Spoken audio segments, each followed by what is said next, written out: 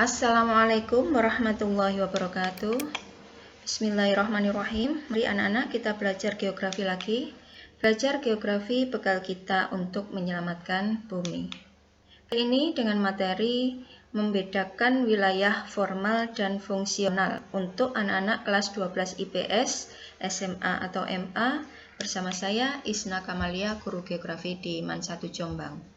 Tujuan pembelajaran kita kali ini adalah setelah mempelajari materi ini, diharapkan para peserta didik mampu membedakan wilayah formal dan wilayah fungsional dengan benar.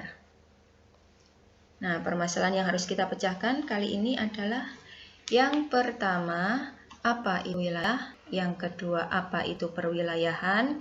Yang ketiga, bagaimana cara membuat perwilayahan formal? Dan yang keempat, bagaimana cara untuk membuat perwilayahan fungsional? Yang pertama dulu, apa itu wilayah? Wilayah atau basisnya region adalah bagian dari permukaan bumi dengan batas-batas tertentu yang mempunyai karakteristik tersendiri. Jadi sebagian dari permukaan bumi terus mempunyai karakteristik tertentu, maka itu dinamakan wilayah. Misalnya wilayah Jawa, wilayah Sumatera, wilayah Sunda, wilayah pesisir, wilayah pegunungan, dan sebagainya.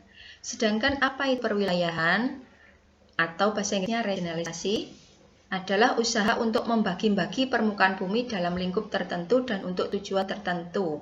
Misalnya wilayah pertanian, wilayah permukiman, wilayah industri, wilayah hutan, dan sebagainya. Atau dengan kata lainnya, perwilayahan itu cara untuk memberi batas-batas wilayah. Mana batas wilayah pertanian, mana batas wilayah permukiman, dan sebagainya. Wilayah ada dua macam. Yang pertama wilayah formal. Apa itu wilayah formal? Wilayah formal adalah suatu wilayah yang dicirikan berdasarkan keseragaman atau homogenitas tertentu. Homogenitas tersebut dapat ditinjau berdasarkan kriteria fisik atau alam, kriteria ekonomi, atau kriteria sosial budaya. Atau misalnya kriteria alam, ada wilayah pegunungan, ada wilayah pesisir, ada wilayah dataran rendah, ada wilayah dataran tinggi, dan sebagainya. Kriteria ekonomi misalnya, ini kawasan borju, kawasan proletar, kawasan menengah, dan sebagainya. Nah, kita kali ini belajar perwilayahan formal, misalnya dari aspek ekonomi. Di sini ada wilayah kota K yang mempunyai data angka pengangguran dan pendapatan per kapita seperti dalam tabel di bawah ini.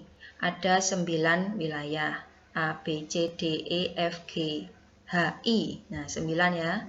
Masing-masing datanya sebagai berikut. Angka pengangguran A 2%, angka pendapatan per kapitanya 1 juta. B 2% 1 juta sama, C 2% 1 juta sama, D 1% 850.000, sampai nanti I 4% dan 950.000. Nah, gambar wilayah kota di 9 wilayah A, B, C, D, E, F, G, H, I misalnya seperti ini. Nah, untuk buat perwilayahan di bayan kita dengan metode nilai bobot indeks. Jadi angka pengangguran diberi bobot indeks berapa, angka pendapatan per kapita juga diberi bobot berapa.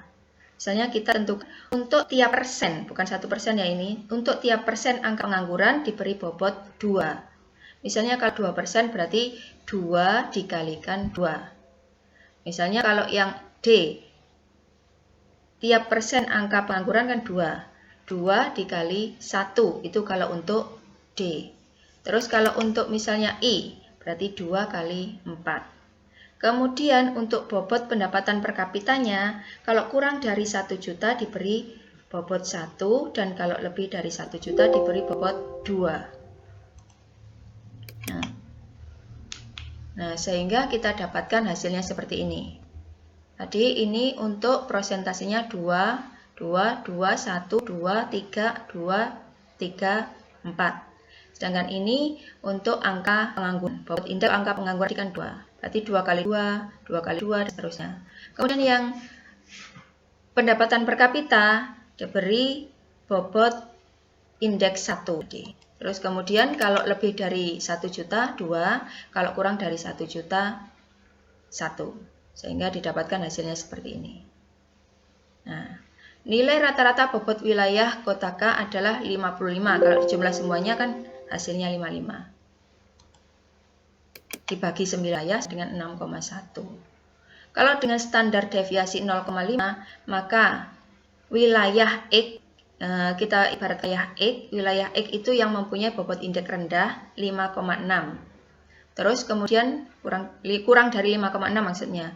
Yang Y ini nilai bobot indeksnya lebih dari 6,6. Nah, yang Z mempunyai nilai bobot indeks 5,6 sampai 6,6. Artinya gini, ini nilai bobot indeksnya rendah. Yang Z nilai bobot indeksnya sedang, dan yang Y nilai bobot indeksnya tinggi. Sehingga kita dapatkan hasilnya seperti ini. Wilayah D dan wilayah G ini nilai bobot indeksnya kurang dari 5,6, artinya ekonominya lemah, DE. Terus yang FHI, nah ini FHI ini tinggi. Kemudian yang Z, sehingga kita dapatkan formalnya seperti ini. Ini gambar matang, ini setengah matang, ini. Nah, ini nilai bobot indeksnya tinggi, yang ini nilai bobot indeksnya sedang, dan yang ini nilai bobot indeksnya rendah. Lanjut. Wilayah fungsional. Nah, wilayah fungsional itu apa? Adalah wilayah yang dicirikan oleh adanya kegiatan saling berhubungan antara beberapa pusat kegiatan secara fungsional. Jadi ada wilayah inti, kemudian yang lainnya tergantung dari wilayah inti tadi. Contoh wilayah Jabodetabek. Mana pusatnya? Pusatnya di Jakarta. Yang lain-lain menuju ke Jakarta. Itu namanya wilayah fungsional. Nah, kita belajar untuk membuat wilayah fungsional. Misalnya cara untuk membuat perwilayahan fungsional sebagai berikut. Nah, contoh misalnya dengan membuat tabel jalur angkutan umum di beberapa wilayah. Ini ada wilayah A, B, C, D, E, F, H, I. Ini juga wilayah A, B, C, D, E, H, I. A ke A nggak ada. Terus jalur angkutan umum dari A ke B ada 40. A ke C tidak ada. A ke D 20. Nah, dilihat dari sini yang paling banyak menjadi tujuan dari transportasi angkutan umum, jalur angkutan umum tadi adalah wilayah D. Jadi D ini sebagai wilayah pusat dari wilayah fungsional tadi. Karena menuju D. Nah, ini digambar dengan indeks konektivitas. Jadi A ke A tidak ada, A ke B, B ke D. Nah, jadi semuanya ke D, menuju D. Nah, itu cara membuat perwilayahan fungsional. Salah satu contoh cara membuat perwilayahan fungsional. Nah, sekian untuk membedakan wilayah formal dan fungsional. Wassalamualaikum warahmatullahi wabarakatuh.